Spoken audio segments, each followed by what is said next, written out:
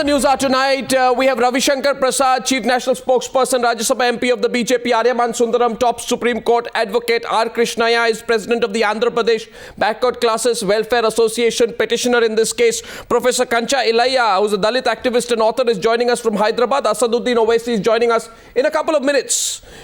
He represents the All India Majlis-e-Ittihad-e-Muslimin. He's going to be joining us in a couple of minutes from now. Now, let me begin by asking you, Mr. Kancha Ilaiah, if my audio is through to you. You know, this proves, doesn't it, that this whole idea of a Muslim swap quota was wrong. It was rushed through, especially before the UP elections. There was no logic, there was no legally tenable logic for a minority sub-quota in the first place.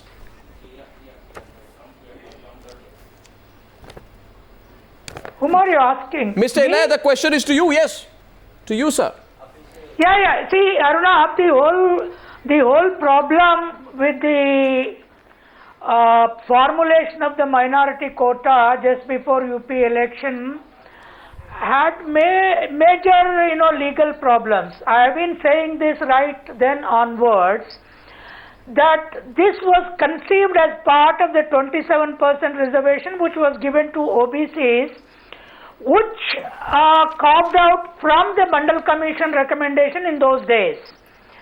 Now, the Supreme Court cap of 50% and this 27% for OBCs, when they carved out 4.5% for minorities of all Muslims, within that, there is bound to be a legal problem. No, it wasn't thought of. Andhra Pradesh High Court it wasn't thought of. With kind of that problem. It wasn't thought of. Now Center has to think about it. Sir, at that time, nobody questioned it. Mr. Owaisi didn't question it. Mr. Owaisi, welcome. At that point, you welcomed it. You said the minority sub-quota is I did. No, one sec. My question to Mr. Owaisi. Mr. Owaisi, this 4.5% quota for minorities, which was a subject of huge debate before the UP elections. The High Court says there is no rationale, there is no empirical data to justify the move. Does it not prove, Mr. Owaisi, this whole quota move was simply aimed at reaping political benefits by way of vote bank politics before a very important election? Arnab Goswami, I don't know why you and me always start off on a wrong point. No. When the whole Salman Rushdie controversy was erupting, you blame me because of appeasement and all those things. Now you are telling me reservation. Again, you're binding it. Please understand that without reservation, Muslim community cannot come to the level which you and me want.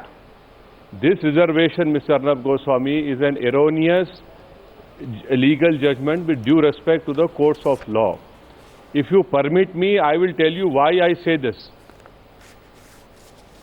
No, please continue and I'll get Ravi Shankar Prasad to rebut. Otherwise, you will say that you and I are starting off on a wrong note. I am simply playing devil's advocate with all the panelists tonight. Please continue, then I'll get Mr. Prasad to respond.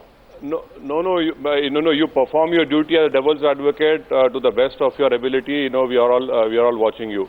Now, the question over here is that in this judgment, which is right there in front of me, the Honorable Court say that the Union Government of India have not referred this matter to the National Commission of Backward Classes. The reason I say it's an erroneous judgment because the learned lordship have failed to appreciate that this was not inclusion or exclusion of caste. You are giving reservation to those Muslims who are already included in the central list. And this reservation benefit is accruing even to those castes of Muslims who live in Bihar, to the state to which Mr. Ravi Shankar Prasad belongs to. Now, second point is that this argument of homogeneous and heterogeneous, homogeneity, Mr. Arnab Goswami, is linked to discrimination. If what the Honorable Courts have said is right, then please, I fail to understand what is the heterogeneity between a Yadava BC and a Kurmi BC.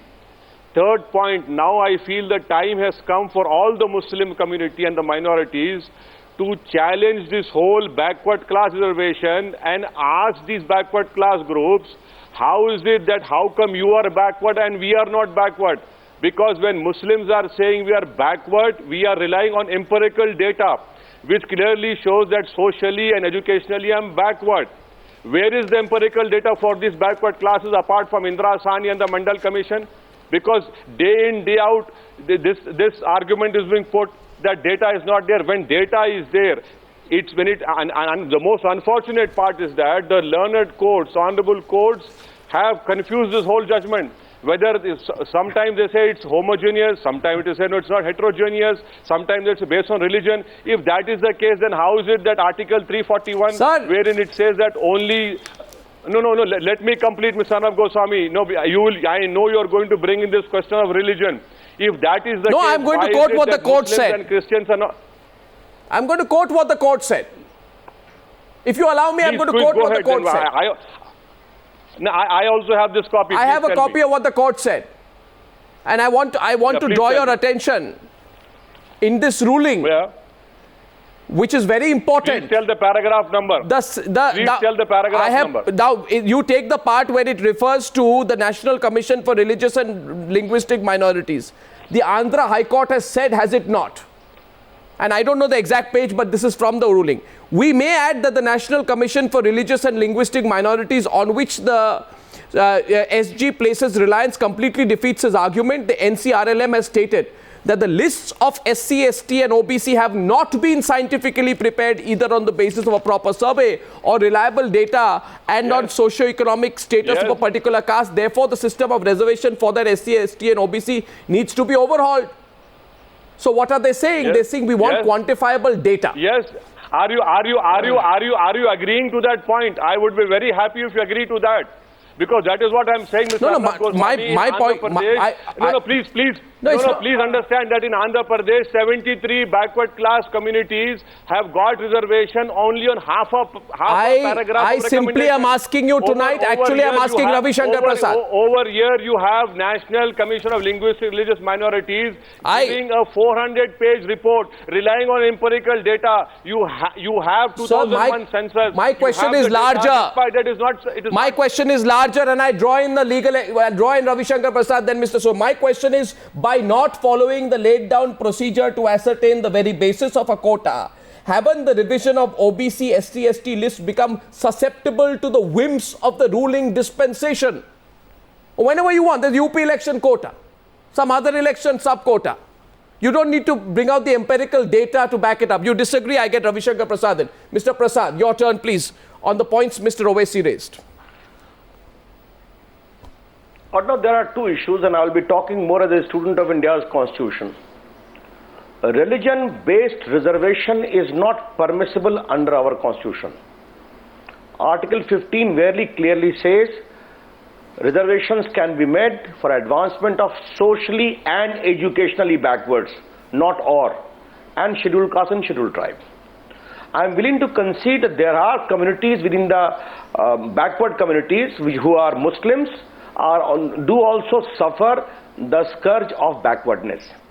They already stand covered under the Mandal 27% reservation. Now, what was done by the present notification just before the UP election was, without any application of mind, a sub-quota of religious minorities was straightaway taken, having no reference to backwardness at all, apart from empirical data. That would have encroached upon, they could have two doors of consideration, one as a religious minority, other as a backward community, and therefore that would have impinged upon the rights of others. Now, the larger issue which this judgment seeks to flag are twofold. One is, religion-based reservation is straightaway permissible? The reply is no. The second is, when you propose to give reservation to any community on the ground of backwardness, etc., are you required to do some empirical study or not? In that way, the two red flags have been rightly pointed out. And in that way, it is a very salutary judgment which needs to be considered. Okay, now you see, in your introductory comments, Asaduddin, I was about to go to Mr. Sundaram, but if he concedes that I will take the two rebuts, then Mr. Sundaram, you can give a consolidated reply. One sec.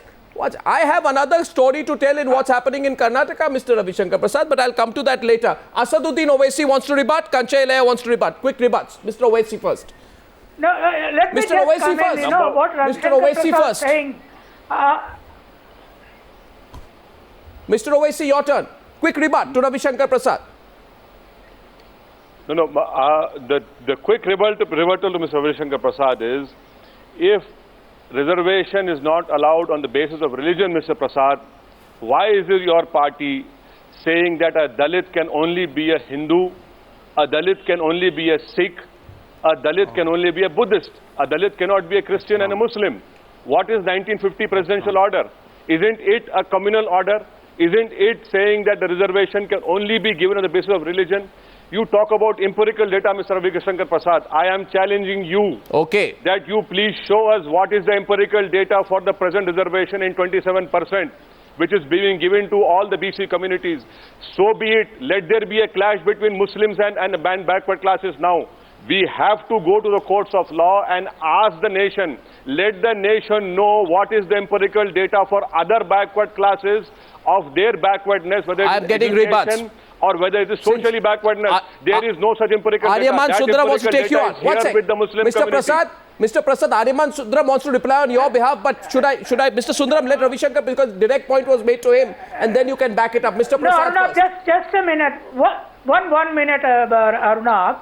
If Ravi Shankar Prasad wants to say that as student of law, that on the basis of reservation, religion reservation cannot be given, as a social scientist I can tell him that the OBC reservation will be wrong, the SC reservation will be wrong because it is being given in the name of Hinduism. Now, is it not religion-based reservation? Now let's get the rebut. He got your point. OBCs, Muslim He's got your point. The question on Newsa tonight is this. 1 second. Aryaman Sundaram, your turn. Then Ravi Shankar Prasad, I come to you. Question being put is if backwardness and not religion is the sole criteria for extending quotas, why should backward Muslims be denied the benefits? I think. Absolutely. Yeah, 1 second. Mr. Sundaram. Nobody is being denied. I think I must say that the Andhra Pradesh High Court has very rightly struck down what at the very least I would term a whimsical and arbitrary policy. You know, there are three aspects of this matter, three things which concern me. The first is that reservation by its very terms is the antithesis of equality, which is the basis, but the forefathers of our constitution found the necessity of it for very good socio-economic grounds. That was basically for social and economic grounds, but planned it should be time-bound. Now, over the years, it has been extended. Again, it has been extended on the rationale of backwardness. Why? Backwardness on socio-economic grounds. Now, I fail to understand how following one religious persuasion or another religious persuasion, please allow me to complete what I'm saying. I fail to understand how the following of one religious persuasion or another religious persuasion can make one more backward than the other.